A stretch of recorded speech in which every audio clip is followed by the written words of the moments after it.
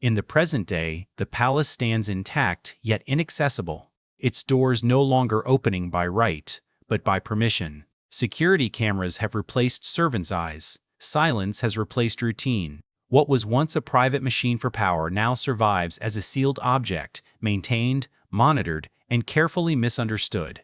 The building has not fallen into ruin. That is precisely the point. This palace was designed to protect something more fragile than wealth.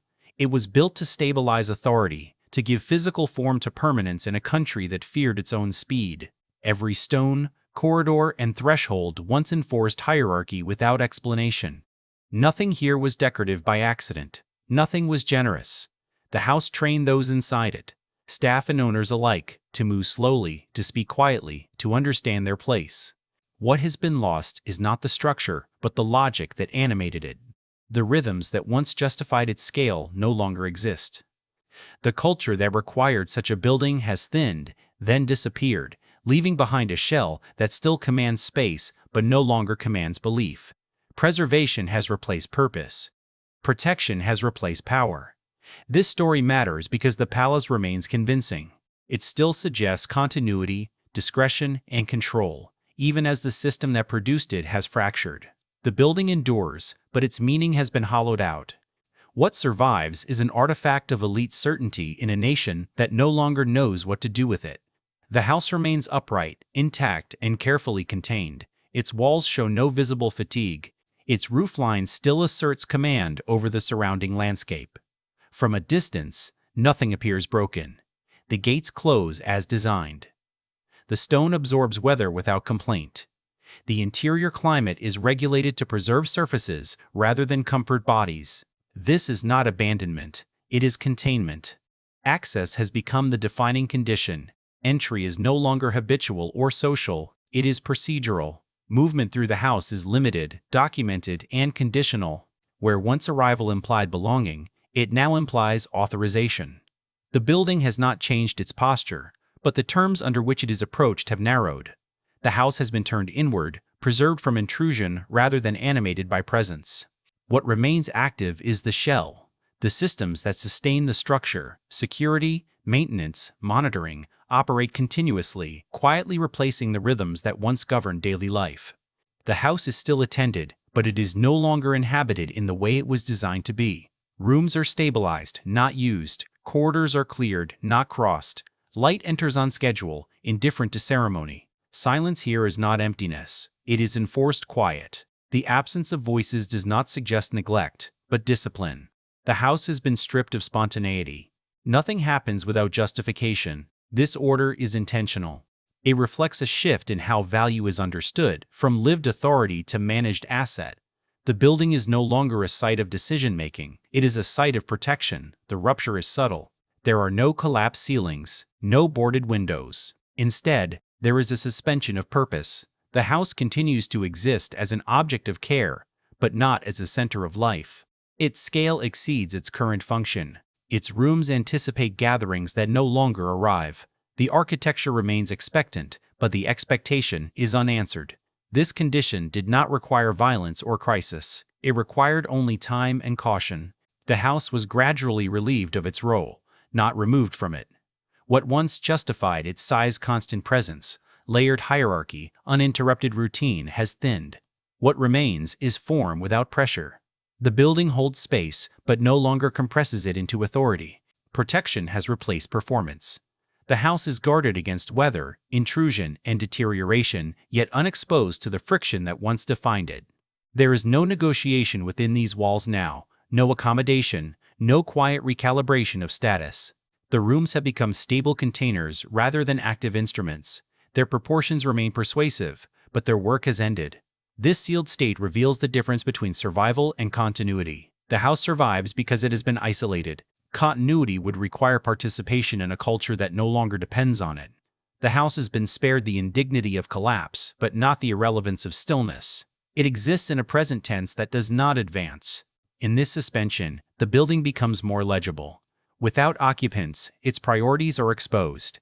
The distances between rooms feel deliberate rather than gracious. Thresholds appear less ceremonial, more controlling. The logic of separation becomes clearer. The house no longer conceals its intentions beneath activity. It stands alone with its design. Nothing here suggests an ending. There is no closure, only containment. The sealed house has not been defeated. It has been set aside. Maintained without urgency, protected without belief, it waits without expectation. The structure remains convincing, but the life that once animated it has been withdrawn, leaving behind a system that continues to function after its purpose has quietly dissolved. What follows from this suspension is not decay, but redefinition. The house has entered a phase in which its meaning is negotiated almost entirely from the outside. Those responsible for its care do not live within its logic. They interpret it. The building is approached as a problem to be solved. How to stabilize, how to ensure, how to limit exposure, rather than as an environment that once shaped behavior. The house is no longer allowed to impose itself. It is managed. This management alters the relationship between space and authority. When the house functioned as intended, it demanded adjustment from those who entered it. Pace slowed, voices lowered, the architecture trained its occupants. Now, the adjustment flows in the opposite direction. The house is calibrated to external standards, regulatory, financial, institutional. Its autonomy has been reduced. It no longer dictates terms, it complies. The staff that remain operate under a different mandate. Their work is preventative, not participatory. They intervene before change becomes visible. Surfaces are cleaned to prevent aging rather than to prepare for use. Mechanical systems run to preserve equilibrium, not to support daily cycles of occupation. This labor is precise and continuous, yet detached from the life that once gave it urgency. The house is cared for as a condition, not as a place. Over time, this alters how the building is perceived, even by those charged with protecting it. Familiarity with its scale dulls. Rooms become inventories rather than environments. Objects are cataloged, not encountered. The house's authority becomes abstract. It is respected, but no longer internalized. The building is still impressive, but its power is no longer formative. This shift produces a quiet estrangement. The house stands where it always has, but it no longer participates in the surrounding world. Its presence is acknowledged, but it does not act. It neither adapts nor resists. The surrounding culture moves around it, accommodating its existence without engaging its logic. The building becomes an exception rather than a center. In this state, the house begins to function symbolically rather than operationally.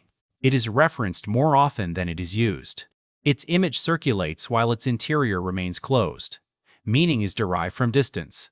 The house is admired, speculated upon, occasionally invoked as evidence of continuity. Yet this continuity is superficial. It resides in appearance, not function. The sealed condition also protects the house from contradiction.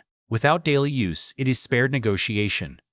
There are no compromises to observe, no adjustments that might reveal misalignment between old structures and current realities. The house avoids exposure by remaining still.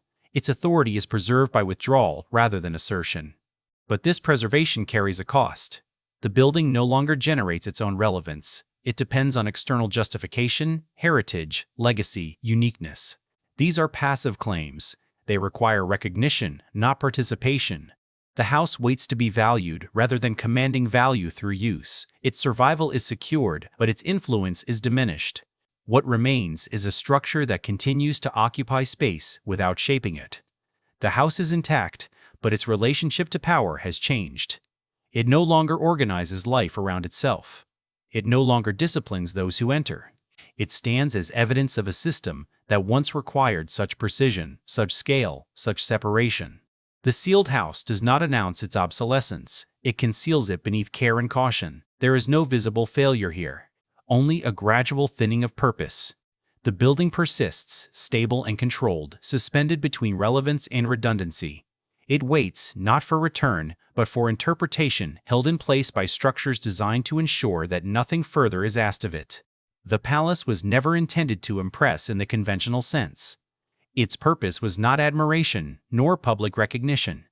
It did not exist to be visited, photographed, or explained. It existed to withdraw. Within American elite culture, this distinction mattered. Display belonged to commerce. Visibility belonged to politics. True security required something else entirely: insulation. This residence answered a specific cultural problem. In a nation built on speed, openness, and declared equality, Concentrated power required spatial correction. Wealth alone was insufficient. Influence needed distance. The palace provided that distance not as isolation, but as structure. It created a controlled environment in which authority could operate without interruption, observation, or challenge.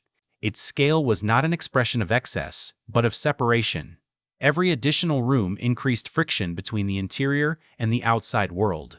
Movement slowed by design. Information arrived filtered. Decisions could be made without exposure to reaction. This was not comfort as ease. It was comfort as control over variables. The palace mattered because it reduced unpredictability. American elite culture lacked the inherited fortifications of older societies. There were no castles embedded in centuries of hierarchy. Instead, authority had to be constructed deliberately, using money and architecture as substitutes for lineage. The palace functioned as a private stabilizer. It imposed order where none was guaranteed. Within its walls, hierarchy could be rehearsed daily until it felt natural. The building also solved the problem of visibility. Wealth in America was loud by default. Industry produced noise, disruption, and scrutiny. The palace absorbed that noise. It converted external volatility into internal calm. From the outside, it appeared monumental but unreadable. From the inside, it created a sense of permanence that the surrounding culture could not offer. This mattered because power depends on continuity. The palace allowed its owners to experience themselves as custodians rather than participants. Time behaved differently within its boundaries. Daily life followed patterns that resisted the pace of the market. Meals, meetings, and rest occurred according to internal logic rather than external demand. This insulation produced confidence. Confidence produced authority. The house organized relationships spatially. Proximity implied status. Distance implied function. Movement through the building reinforced position without conversation. Guests were guided. Staff circulated along prescribed routes. Private areas remained unapproachable. These separations were not incidental. They were the mechanism. The palace trained everyone inside it to understand where they stood. In this way, the building replaced overt assertion. Power did not need to be stated. It was embedded in layout, routine, and restriction. The palace mattered because it rendered authority invisible but unquestioned.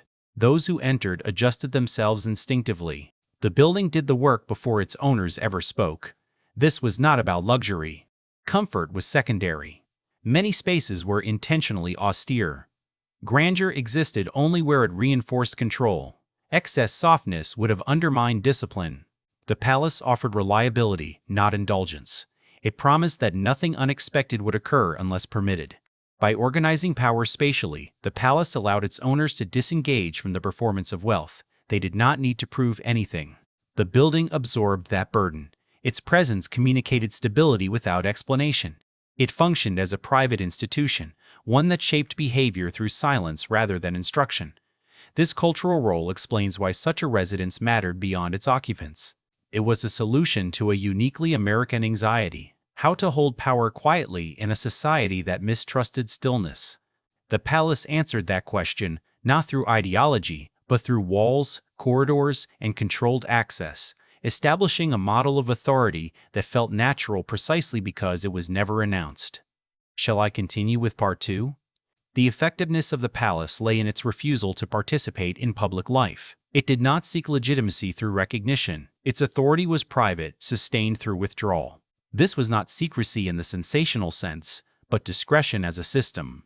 The building normalized the idea that power functioned best when unobserved, when protected from explanation. Within American elite culture, this discretion served as a corrective. The nation's institutions were loud by design: courts, legislatures, markets, newspapers. Influence that moved through those arenas risked exposure and resistance. The palace offered an alternative channel. Decisions could be incubated away from scrutiny, then released into the public sphere already settled. The building did not create power, it refined it. The spatial logic reinforced this refinement. The most consequential rooms were often the least impressive. They were placed far from entrances, buffered by layers of circulation. Access required passage through increasingly controlled zones. Each threshold reduced spontaneity. By the time a conversation occurred, its outcome was already shaped by the effort required to reach it. The building ensured that nothing important happened accidentally. This mattered because it produced predictability. Relationships formed within the palace were durable. Introductions were rare but consequential. Repetition built trust. Trust reduced the need for oversight. The palace functioned as a filter, admitting only those who understood its pace and constraints. This selectivity preserved cohesion within an elite that otherwise risked fragmentation in a rapidly changing society. The building also disciplined its owners. Living within such a structure demanded restraint. Visibility was limited. Excess was contained. Public gestures were unnecessary. Authority became inward-facing. The palace trained its occupants to think in terms of long horizons. Decisions were made with continuity in mind, not immediate response. This internal discipline was as important as the external separation. By insulating power from spectacle, the palace allowed its influence to feel inevitable rather than contested. It did not argue its position. It waited. In doing so, it mirrored older forms of authority without copying them. There were no inherited titles here, only habits reinforced by architecture. The building provided what lineage could not: a physical environment that taught permanence. Over time, this model shaped expectations beyond the house itself. Other institutions adjusted to its existence. Meetings were scheduled around its rhythms. Access was negotiated according to its rules. The palace exerted influence not by intervention, but by gravity. Its presence altered behavior at a distance. This is why the palace mattered even when unseen. It established a private standard for how power could be held in America without apology. It demonstrated that authority did not require visibility, only control of space and time. The building's success lay in its quietness. It proved that withdrawal could be more effective than engagement. When that system ceased to operate, the loss was not immediately apparent. The walls remained. The rooms stayed proportioned. But the cultural function, the ability to organize power spatially, could not survive without constant use. What remains now is an outline of that function, legible but inactive. The palace mattered because it once resolved attention at the center of American elite culture. It offered a way to live with power without explaining it. Its silence was its authority. That silence persists, but the system that gave it meaning has moved on, leaving the building to stand as evidence of a solution that no longer applies. The palace did not emerge from abundance alone. It was conceived in response to pressure. Its origins lie not in celebration, but in calculation. The decision to build was shaped by instability, economic, social, and cultural, at a moment when wealth had outpaced the structures meant to contain it. Ownership required reinforcement. Money, newly concentrated and highly visible, needed a form capable of holding it still. This was a period when American power lacked inherited shelter. Fortunes were large but young. Their legitimacy was incomplete. Public life was volatile, shaped by markets, labor unrest, and political uncertainty. To remain exposed was to risk erosion. The palace was designed as an answer to that exposure. It was not an extension of public success, but a retreat from its consequences.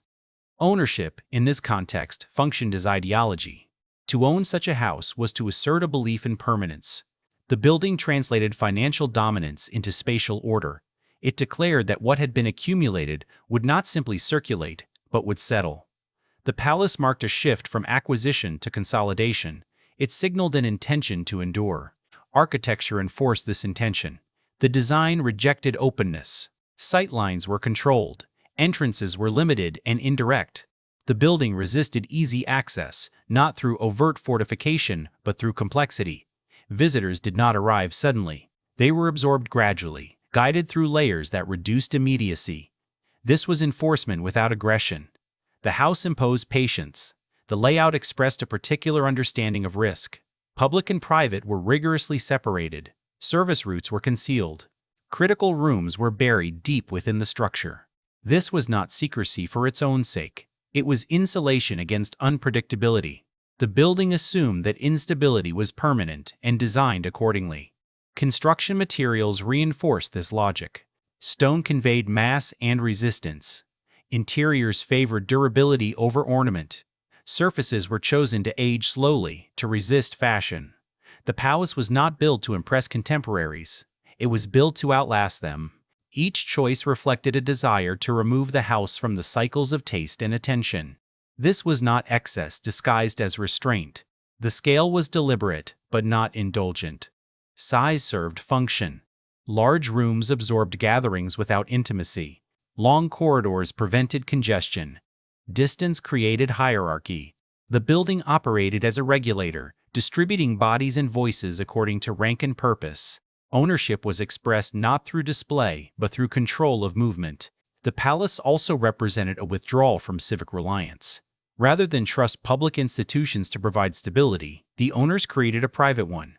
The house assumed responsibilities that older societies assigned to lineage or state. It provided continuity, discipline, and order within its walls. In doing so, it reduced dependence on the surrounding environment. This origin story is critical because it explains the building's character. The palace was never neutral. It was a response to fear of exposure, of dilution, of impermanence. Its authority derived from its refusal to engage directly with the forces that made it necessary. Instead, it enclosed itself, creating a controlled world that could operate independently. The house emerged not as a symbol of triumph, but as a mechanism of defense. Its calm exterior concealed an internal logic shaped by anxiety and foresight. To understand why it was built this way is to recognize that the palace was never about comfort. It was about survival through structure, ownership translated into architecture, ideology rendered in stone. The choice to build privately at this scale was also a rejection. It signaled a deliberate distance from the emerging norms of American success. Public philanthropy, civic monuments, and institutional naming offered visibility and approval. The palace declined these exchanges. It did not seek to anchor legitimacy in public gratitude. Instead, it concentrated authority inward, away from negotiation. This inward turn shaped every structural decision. The building was planned as a closed system. Utilities, storage, circulation, and service were integrated to minimize dependence on the outside world. The house could function autonomously for extended periods. This was not extravagance, it was risk management. Independence was treated as a form of security. Ownership here was not merely legal, it was conceptual. To own the palace was to command an environment in which external forces were moderated before they could intrude. The house did not mirror the city, it countered it. Where the outside world was loud, fast, and unstable, the interior was ordered, paced, and predictable. This contrast was intentional. The building offered relief not from labor, but from exposure. The fortress-like qualities of the palace were subtle. There were no battlements, no explicit defenses. Instead, the house relied on distance, complexity, and protocol. Its protection lay in discouragement rather than force. The difficulty of access filtered interactions before they occurred. By the time one reached the core, the process itself had already enforced hierarchy and consent. This architecture also enforced continuity across generations. The house was designed to outlive its builders. Rooms were scaled for functions rather than individuals. Personal preference was subordinated to institutional logic. The palace anticipated succession. It assumed that ownership would transfer, but that the system would remain. In this way, the building acted as a stabilizing force against the volatility of inheritance. The design resisted personalization. There was little space for improvisation. Furnishings were chosen to align with the structure rather than dominate it. The house trained its owners to conform to its logic. Living within it required acceptance of limits.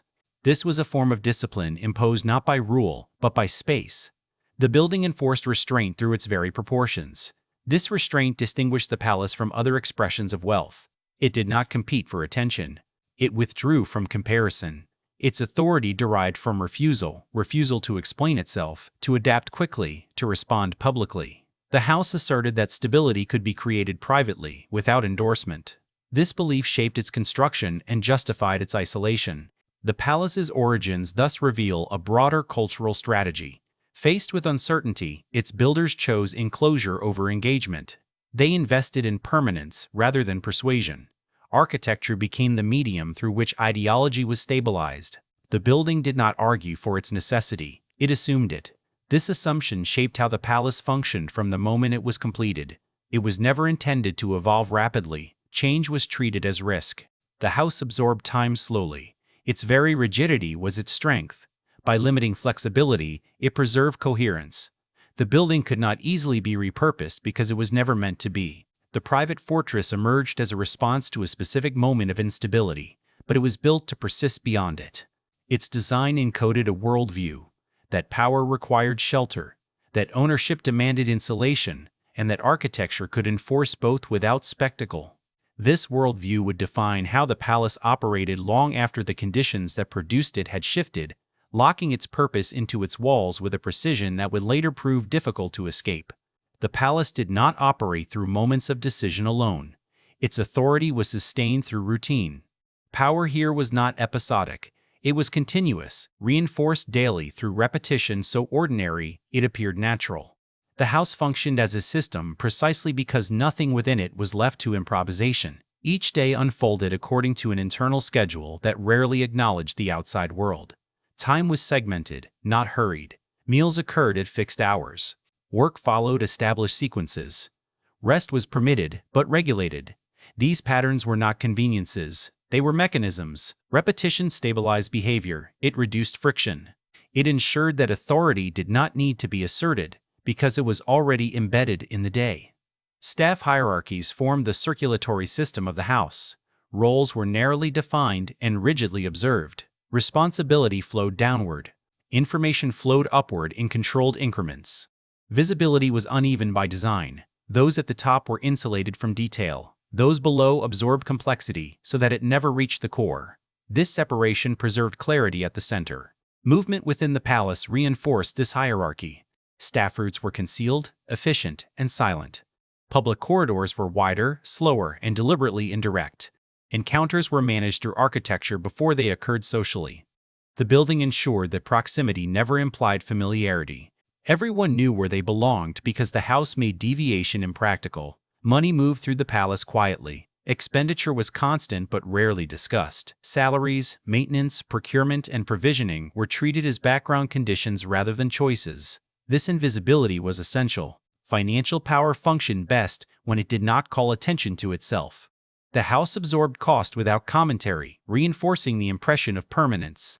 Discipline was maintained through expectation rather than punishment. Rules were rarely written. They were learned through observation and correction. Tone mattered more than instruction. A misplaced pause, an unnecessary word, a delayed response. These were signals. The system corrected itself through subtle cues that preserved order without confrontation. The palace depended on this discipline to remain coherent. Without it, scale would have produced chaos. Instead, scale produced distance. Distance reduced interaction. Reduced interaction preserved authority. The house did not encourage exchange, it regulated it. Communication occurred when required, not when desired. Repetition gave the system resilience. Because tasks were performed the same way each day, deviation became immediately visible. The house noticed change. It responded by reasserting pattern. This made the system resistant to disruption. External events could be acknowledged without being absorbed. The palace did not adapt quickly. It waited. This waiting was itself a form of power. Decisions were delayed until urgency dissipated. Visitors adjusted their expectations to the house's pace. The building imposed its rhythm on everyone who entered. In doing so, it converted time into leverage. Those who could wait controlled outcomes. The palace functioned as a living organism only because its parts were disciplined. Each role supported the whole without understanding it fully. No single individual, aside from ownership, had visibility across the system. This fragmentation protected the core. Knowledge was compartmentalized. Loyalty was local. Authority remained abstract. Nothing in this system was accidental. The routines, hierarchies, and flows were designed to eliminate unpredictability. Power was not performed. It was maintained through consistency, so complete it appeared effortless. The palace did not need to demonstrate control. It enacted it quietly every day. This internal consistency created a form of insulation more effective than physical barriers. The palace did not simply exclude the outside world, it neutralized it. External events entered the house only after being filtered through layers of interpretation. News arrived selectively. Correspondence was mediated. Visitors were prepared before arrival and recalibrated upon entry. The system ensured that disruption lost momentum before it reached the core. The unspoken rules were as critical as the visible ones. Silence carried meaning. Efficiency was valued over initiative. Visibility was a liability unless explicitly granted. These norms were enforced socially rather than structurally, making them harder to challenge. Those who remained within the system learned to anticipate correction before it occurred. This anticipation maintained order without constant supervision. The palace's financial flows reinforced this culture. Money was abundant but restrained. Expenditure followed precedent. New costs required justification, not in terms of necessity, but of alignment with existing practice. Innovation was rare. Stability was the priority. By resisting novelty, the system preserved coherence. The house did not reward experimentation. It rewarded reliability. This approach shaped relationships inside the palace. Loyalty was personal but contained. Affection, when present, was expressed through consistency rather than intimacy. Long service was valued because it reduced uncertainty. Familiarity was earned slowly and never presumed. The system depended on people who understood its rhythms and did not seek to alter them. Ownership interacted with this system sparingly. Authority was most effective when absent. Direct intervention was minimized. Decisions were communicated downward in finished form, stripped of deliberation. This reinforced the perception that outcomes were settled elsewhere, beyond discussion. The house absorbed these decisions and distributed them without resistance. Over time, this structure produced predictability so complete it bordered on invisibility. The system functioned because it did not draw attention to itself. It appeared natural to those within it, inevitable to those outside. The palace did not explain its operations because explanation would have introduced doubt. Routine eliminated the need for justification. The living quality of the house emerged from this repetition. Like an organism, it responded to disturbance by returning to equilibrium. Individual failures were corrected without threatening the whole. Personnel could be replaced. Tasks could be reassigned. The system endured because it was larger than any participant. It did not depend on charisma or improvisation. It depended on discipline. This discipline also limited growth. The palace was not designed to expand its influence rapidly. Its power was conservative by nature, preferring preservation over accumulation. Influence was exercised selectively through relationships cultivated over time. The house did not chase opportunity. It waited for it to align with its rhythms. In this way, power remained contained yet effective. It was not spectacular, but it was durable. The palace demonstrated that authority could be sustained through restraint, that repetition could replace display. Its system functioned because it refused excess at every level of motion, of speech, of change. The result was a structure that appeared static, but was quietly active, maintaining its internal order day after day. Power here was not announced. It was maintained through the steady repetition of routines that left no space for challenge, only for compliance shaped into habit. The palace reached its peak not when it was most visible, but when it was least remarked upon. Its effectiveness was measured by absence of crisis, of intrusion, of unnecessary motion. During this period, the system aligned fully with its purpose. Nothing strained against the structure. Nothing demanded explanation. The house worked. Efficiency defined this era. The routines established earlier had settled into precision. Staff turnover was minimal. Roles were inherited through training rather than reassignment. Knowledge moved along familiar paths. The palace no longer required adjustment. It operated within a narrow range of variation that preserved stability while allowing influence to extend outward. Internally, the house was quiet, not silent, but controlled. Activity occurred continuously, yet without friction. Movements overlapped without collision. Decisions were made without urgency. The building absorbed effort and returned calm. This interior discipline allowed the owners to operate without distraction. The house removed noise from their field of vision. Influence during this period did not announce itself. It moved indirectly, carried through correspondence, introductions, and timing, rather than declaration. The palace functioned as a point of convergence. Those who passed through it understood that access implied alignment. Meetings held within its walls were already shaped by the effort required to reach them. Outcomes felt settled before they were articulated. The architecture reinforced this condition. Rooms were used exactly as intended. No space was improvised. Formal areas remained formal. Private areas remained inaccessible. The building did not adapt to novelty. Novelty adapted to the building. This rigidity created confidence. Predictability became a form of leverage. Externally, the palace exerted pressure without contact. Its existence altered behavior at a distance. Appointments were scheduled around its rhythms. Correspondence adjusted to its pace. The house did not respond quickly, and that slowness imposed caution. Those seeking access learned patience. Those denied, it learned restraint. This was not a period of indulgence. Pleasure was regulated. Comfort was functional. The house discouraged excess because excess introduced instability. Meals were consistent. Entertaining was selective. Even moments of leisure followed established patterns. The goal was not enjoyment, but continuity. The palace served its purpose best when nothing disrupted its internal order. Efficiency also characterized financial management. Costs were predictable. Investments aligned with preservation rather than expansion. The house absorbed resources steadily, without drawing attention. Money reinforced stability rather than signaling ambition. This restraint insulated the palace from market volatility. It was not immune, but it was buffered. The owner's presence during this period was measured. They did not occupy every space. They did not supervise every function. Authority operated through expectation rather than instruction. The system knew how to behave. This distance reinforced the perception that power resided beyond immediate reach. The palace did not revolve around personality. It revolved around structure. During these peak years, the house achieved a rare balance. It was fully active without appearing busy, influential without being visible, secure without being defensive. Its success lay in alignment between architecture, routine, and ideology. Each reinforced the other. The palace did not need to adapt because the environment around it adjusted instead. This was the moment when the building most resembled what it had been designed to be, a stable center in an unstable world. Its influence radiated outward precisely because its interior remained closed, ordered, and indifferent to fluctuation. The system held. This alignment allowed the palace to function as a quiet reference point within a broader network of power. It did not issue directives, yet its preferences were understood. Signals were subtle: a delayed reply, an invitation extended or withheld, a meeting granted in one room rather than another.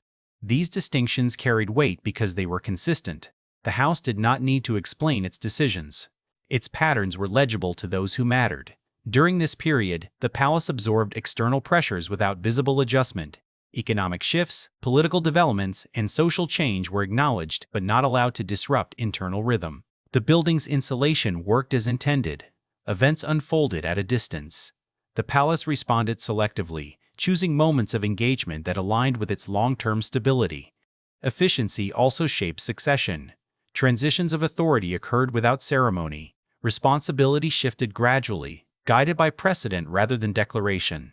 The house treated change as something to be managed quietly, not announced. This minimized disruption. Continuity was preserved through familiarity. The system endured because it made space for adjustment without spectacle. The staff's confidence during these years was notable. Their authority was limited, but secure. They operated within clear boundaries, supported by routine and trust. Long service created institutional memory that reduced reliance on instruction. The palace functioned because its people understood what was expected and what was forbidden. This clarity reduced friction. Externally, the building's restraint enhanced its influence. In a culture increasingly oriented toward visibility and immediacy, the palace's refusal to participate in speed or display marked it as different. That difference conferred authority. Those outside adjusted their behavior to its pace. The house did not compete for attention. It waited to be approached. This waiting filtered opportunity. Only matters capable of enduring delay reached the interior. Urgency was excluded by default. This selection process reinforced the palace's role as a stabilizing force. It dealt in long horizons. Short-term advantage held little interest. The building's influence was exercised through timing rather than intervention. The absence of pleasure as a guiding principle was deliberate. Enjoyment was secondary to order. The palace did not celebrate itself. Its rooms were used, not admired. This utilitarian approach preserved focus. The house existed to support function, not to generate experience. Its success was measured in smooth operation rather than memory. At its peak, the palace did not feel powerful. It felt settled. Power had been normalized. Authority no longer required reinforcement because it had been internalized by those who interacted with the house. The building did not persuade. It assumed compliance. This condition could not last indefinitely. Its stability depended on external acknowledgement of its rhythms and internal commitment to its discipline. But during these years, the palace operated exactly as intended. Influence flowed outward without friction. The interior remained controlled, predictable, and insulated. The system did not announce its success. It simply continued, day after day, efficient to the point of invisibility. Pressure did not arrive as a single event. It accumulated. The palace did not register it immediately because the forces acting upon it were diffuse, incremental, and external. The structure remained unchanged. The routines continued. Yet the conditions that had once supported its logic were shifting beyond its walls. Economic patterns began to favor liquidity over duration. Capital moved faster, demanded flexibility, and resisted enclosure. Wealth that had once sought shelter now sought circulation. The palace, designed to slow time and absorb volatility, found itself misaligned with a system that rewarded responsiveness. What had been an advantage, deliberate pace, became a constraint. This shift altered the meaning of ownership. Stewardship had assumed patience, continuity, and obligation across decades. It treated the house as a responsibility to be managed rather than a resource to be optimized. Under new pressures, ownership logic narrowed. The question was no longer how to maintain the system, but how to justify its cost. The palace began to compete with alternatives that promised efficiency without permanence. Social scrutiny intensified without direct confrontation. The culture outside the house changed its relationship to scale and secrecy. What had once been accepted as discretion was reinterpreted as withdrawal. Insulation began to resemble detachment. The palace did not respond to this scrutiny. Its design offered no mechanism for engagement. Silence, once effective, now invited interpretation. Internally, the system continued to function, but with increasing tension. Maintenance remained rigorous, yet its rationale shifted. Preservation became an end in itself rather than a support for use. Resources were allocated to sustain appearance and integrity, even as the activities that justified those efforts diminished. The house remained occupied by systems, not by purpose. Ownership decisions reflected this narrowing. Interventions were cautious, framed as protective rather than generative. Investment focused on stabilization. Expansion was avoided. Adaptation was postponed. The palace resisted change not because it could not change, but because change threatened coherence. Yet coherence without relevance offered diminishing returns. This period introduced a subtle rebalancing of priorities.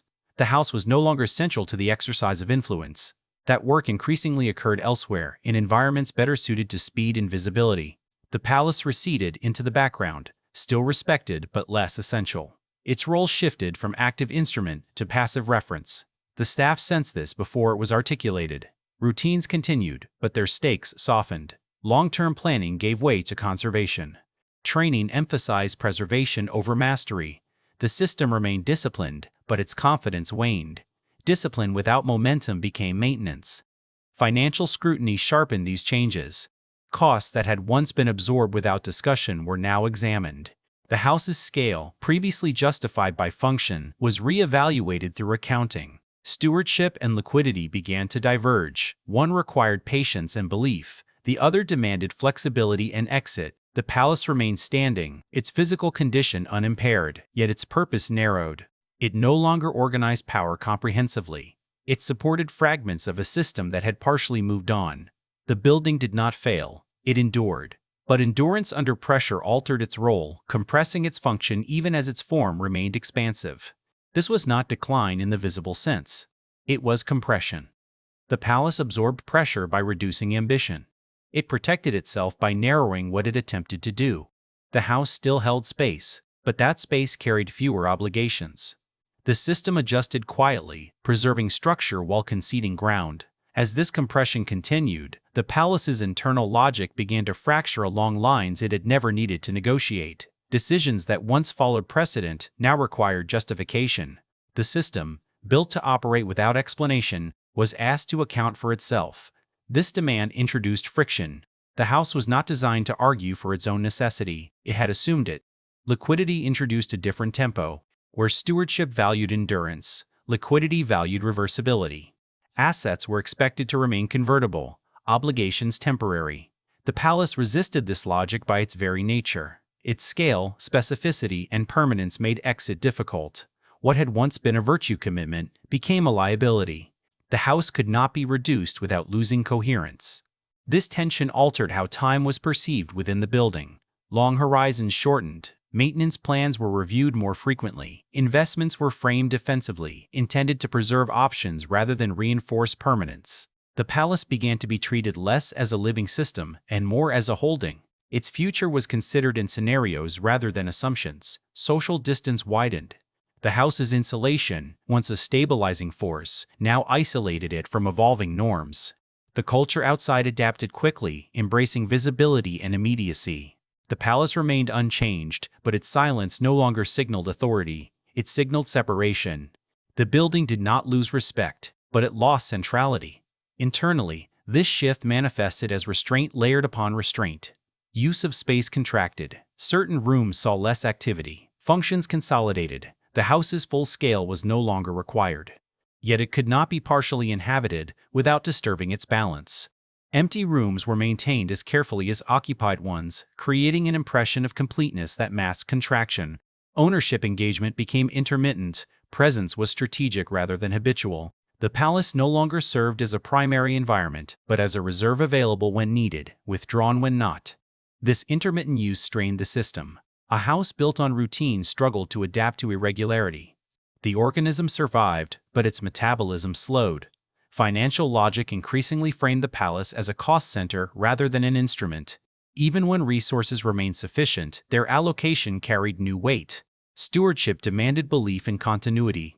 Liquidity questioned that belief. The house absorbed this contradiction by retreating further into preservation. It defended its form as its function narrowed. What emerged was a paradox. The palace was more carefully maintained than ever, yet less necessary. Its surfaces were stabilized, its systems modernized, its vulnerabilities addressed. But these efforts served to protect an object rather than to support a way of life. The building became a project rather than a place. Pressure did not force immediate change. It altered orientation. The palace turned from outward influence to inward justification. It remained intact because it adjusted expectations downward. The system survived by reducing what it attempted to sustain. This narrowing marked a threshold. The house still stood as a coherent whole, but the conditions that had once animated it were no longer fully present.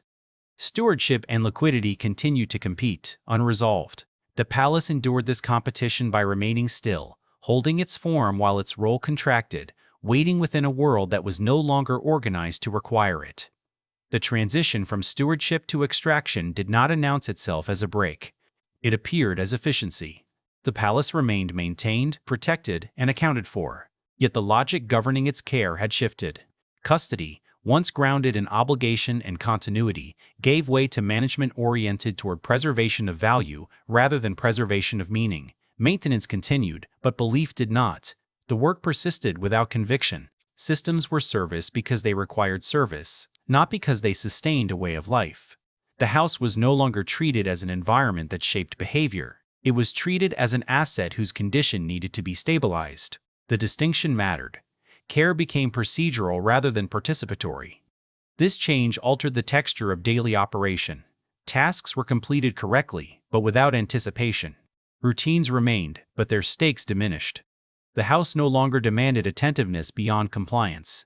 Its authority weakened not through neglect, but through indifference. Discipline survived, but it no longer pointed toward purpose. Extraction reframed the building's value. The palace was assessed in terms of what it represented externally, rather than what it enabled internally. Its significance was increasingly symbolic, historical, architectural, financial, rather than functional. The house was no longer expected to produce influence. It was expected to retain worth. This expectation narrowed use. Occupation became intermittent, selective, and brief. The palace could no longer justify continuous habitation, yet its design resisted partial engagement. Spaces were either maintained or closed. There was little middle ground. Rooms once integral to daily life became dormant, preserved but inactive. Staff roles adjusted accordingly. Fewer people were required to support an inhabited system. More were tasked with monitoring, inspection, and documentation. Presence was replaced by oversight. The house was observed more than lived in. Knowledge shifted from experiential to technical. The building became something to understand rather than to inhabit. The absence of belief manifested subtly. Decisions favored reversibility. Changes were made cautiously, framed as temporary even when permanent. The house was not trusted to define the future. It was held in readiness for possibilities that remained undefined. This uncertainty drained momentum. The system functioned, but it no longer advanced. Decline, in this context, did not resemble deterioration. The palace did not crumble. Its surfaces remained intact. Its systems operated within specification. What declined was density of use. Activity thinned. Purpose contracted. The building grew quieter not because it failed, but because it was no longer required. Emptiness became structural. Large portions of the house stood ready without anticipation. They were preserved against use rather than prepared for it. The architecture, designed to regulate life, now regulated absence.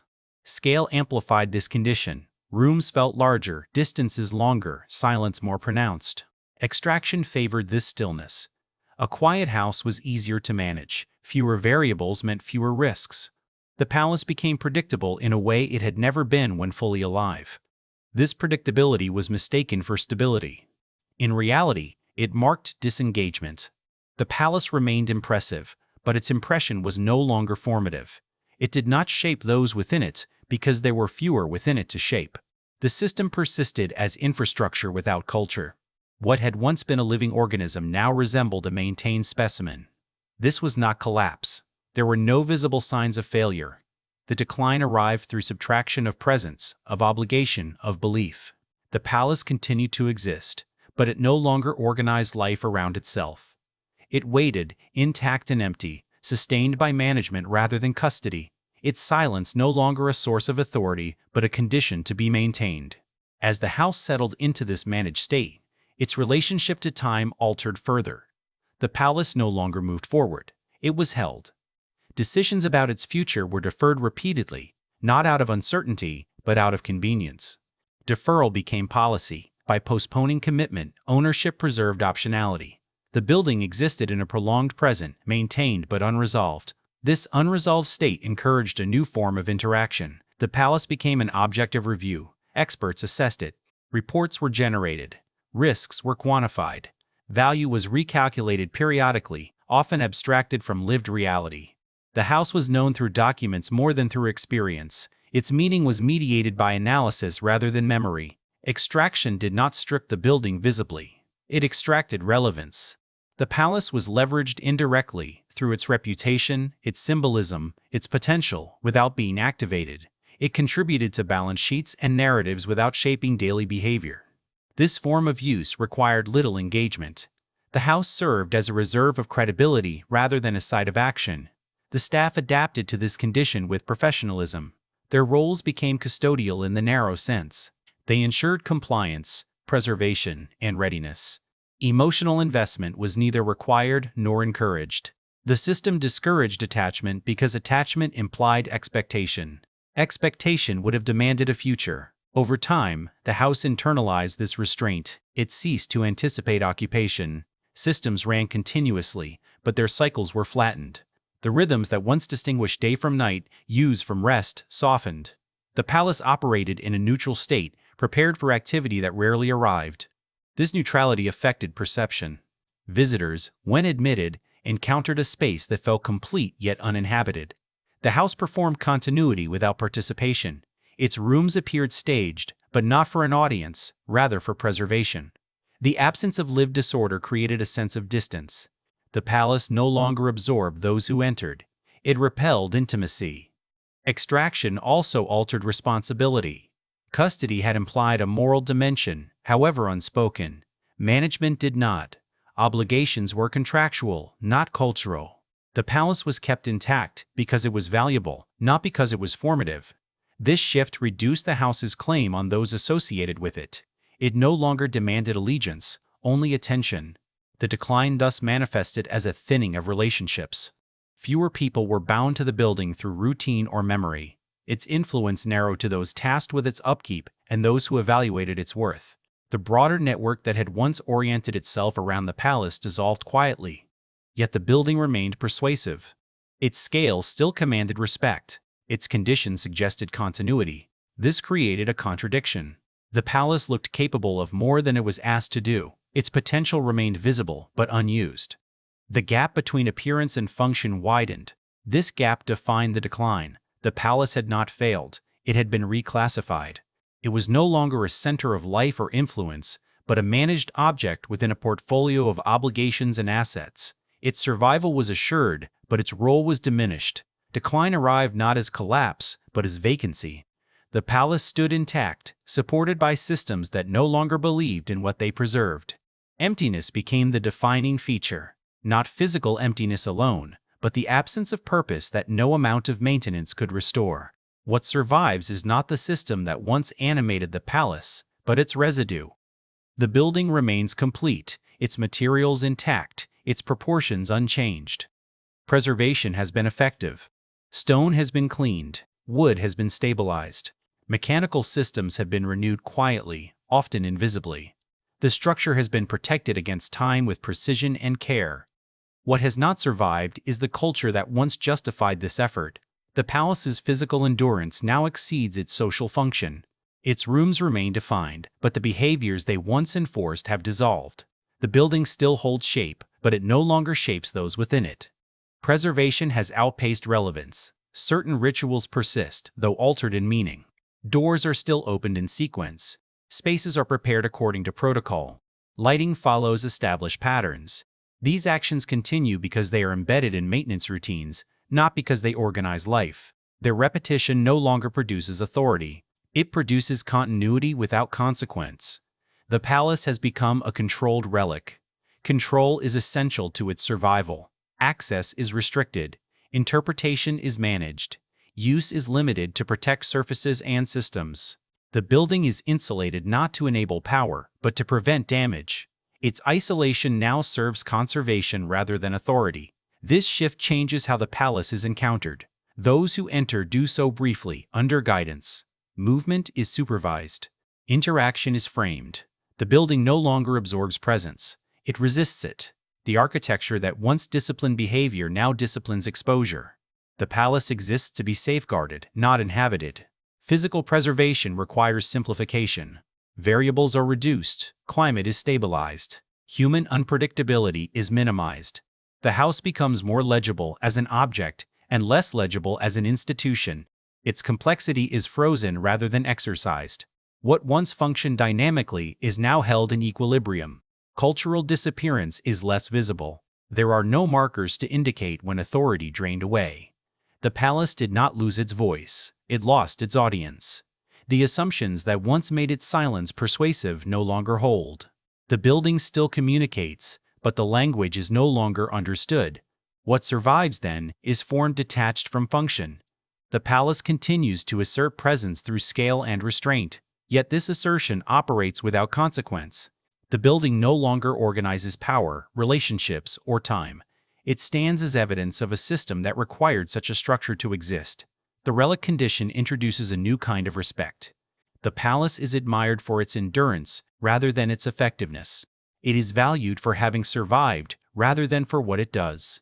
This respect is careful, distant, and static. It does not invite participation. It discourages alteration. The building endures because it has been reduced to something that can endure. Complexity has been simplified into manageability. Rituals remain because they pose no challenge. Authority does not, because it would require belief. What survives is the shell of a system, meticulously preserved, its interior logic intact but uninhabited.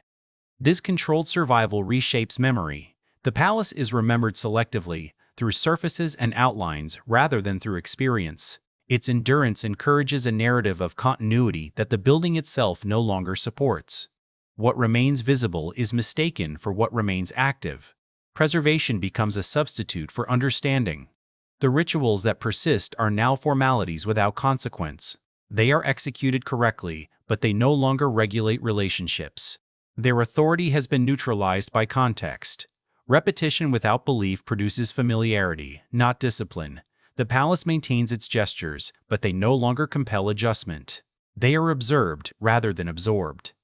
The building's isolation reinforces this transformation. By limiting access, the palace avoids confrontation with its own irrelevance. It remains intact because it does not test itself against current use. Its survival depends on controlled conditions. Exposure would demand adaptation. Preservation avoids that demand. This avoidance stabilizes the structure but narrows interpretation. The palace is increasingly understood as an artifact rather than an institution. Its rooms are read for design rather than function. Its systems are admired for ingenuity rather than necessity. The building is approached intellectually, not practically. Engagement becomes retrospective. What survives culturally is abstraction. The palace signifies wealth, restraint, and permanence in a general sense, detached from specific practices. It stands in for an idea rather than enacting one. This abstraction allows it to endure symbolically even as its operational relevance fades. The building becomes a reference point rather than a participant. Staff interactions reflect this change. Their work is framed as preservation of heritage rather than maintenance of a living system. Pride shifts from execution to accuracy. The goal is fidelity to an imagined past rather than support for present function. The palace is treated as complete, not evolving. This completeness is deceptive. The building appears finished, but its logic is suspended. It no longer adapts because adaptation would acknowledge a future role. Preservation implies stasis. The palace survives by refusing to change, even as the world around it moves on. Yet the structure still exerts influence in subtle ways. Its presence shapes perceptions of scale and seriousness. It imposes a certain silence simply by existing. But this influence is ambient, not directive. It does not organize behavior. It frames it distantly. What survives, ultimately, is control without authority. The palace remains governed, monitored, and protected. It no longer governs. Its systems function to sustain the object, not the institution it once embodied. The building endures as a carefully maintained remainder of a cultural arrangement that no longer requires it. This endurance carries a quiet tension. The palace holds within it a complete architecture of power, intact but unused. Its survival depends on never activating that architecture again. The relic persists because it has been separated from the conditions that once made it necessary, preserved as a form that no longer asks to be believed. In its present state, the palace no longer asserts a claim. It does not instruct, command, or organize. It waits. This waiting is not temporary. It has no stated endpoint. The building exists as a question sustained by care rather than conviction. Guarding has become its dominant condition. Surveillance replaces stewardship. Protection substitutes for purpose. The palace is monitored continuously, its vulnerabilities mapped and mitigated, its boundaries enforced with precision. Yet what is being guarded is no longer a functioning system. It is a structure whose internal logic has outlived its use. This creates a quiet ambiguity. The building is treated as essential, but essential to what is no longer clear. Resources continue to flow toward its preservation. Expertise is applied to its maintenance. Decisions are made to ensure its endurance. These actions imply importance, yet they do not articulate it. The palace is defended without being activated. Its presence complicates the present rather than serving it. The house cannot easily be repurposed without compromising its coherence. It cannot be fully inhabited without resurrecting systems that no longer exist. It cannot be abandoned without acknowledging loss. Each option introduces contradiction. Guarding avoids choice. The palace thus occupies a suspended role within the contemporary landscape. It is neither obsolete nor relevant. It stands outside the rhythms that define current power while retaining the physical language of authority. Its scale still demands attention. Its restraint still suggests seriousness. But these signals now point inward, unanswered. Those responsible for its care inherit this ambiguity. Their mandate is preservation, not interpretation. They maintain the building without resolving its meaning. The palace is protected as if resolution might arrive later, though no mechanism exists to produce it. Waiting becomes a form of policy. This unresolved state alters the building's relationship to time. The palace is no longer oriented toward future use or past function. It exists in a continuous present, renewed daily through maintenance and vigilance. Each act of preservation extends the question rather than answering it. The structure remains persuasive, but persuasion without audience becomes inertia.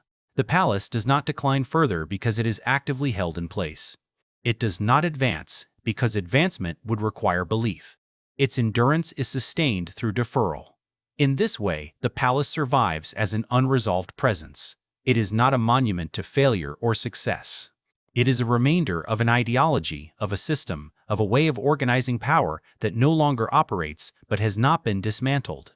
The building stands intact, guarded carefully, its meaning neither restored nor relinquished. This unresolved condition produces a particular stillness. The palace does not invite interpretation, yet it resists erasure. Its continued existence complicates narratives of progress and decline alike. It is too intact to be dismissed, too inactive to be claimed. The building occupies space without direction. Guarding such a structure becomes an act without precedent. Protection is applied to something whose purpose cannot be reactivated without reconstituting an entire system around it. The palace is defended not because it functions, but because it once did. This backward orientation sustains care while withholding intention. The absence of resolution reframes responsibility. Those associated with the palace are not stewards in the original sense. They are custodians of uncertainty. Their work preserves the possibility of meaning without committing to any particular outcome. The building is kept available, though availability itself remains undefined. The palace's silence deepens in this state. It no longer signals authority or withdrawal. It signals persistence. Its presence becomes atmospheric rather than directive. It shapes perception simply by remaining, by refusing to disappear. The building does not ask to be understood. It insists on being accounted for. This insistence introduces a subtle tension.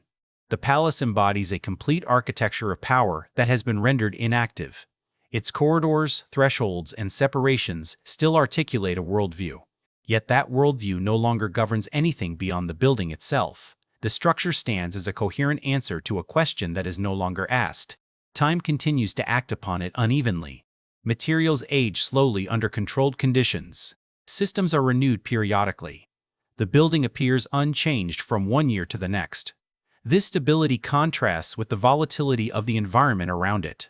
The palace becomes an anomaly, a place where time seems managed rather than endured. The question of meaning remains unresolved because resolution would require choice. To activate the palace would demand belief. To transform it would require compromise. To abandon it would require acknowledgement of loss. Guarding postpones all three. The building survives through hesitation. In this hesitation, the palace acquires its final character. It is no longer an instrument, nor merely a relic. It is a presence sustained by attention and restraint. Its endurance does not resolve its history. It preserves it without explanation. The story closes without conclusion because the building itself offers none. The palace remains, intact and silent, held in a careful balance between relevance and redundancy. It persists, not as an answer, but as a question that continues to be guarded day after day without expectation of resolution.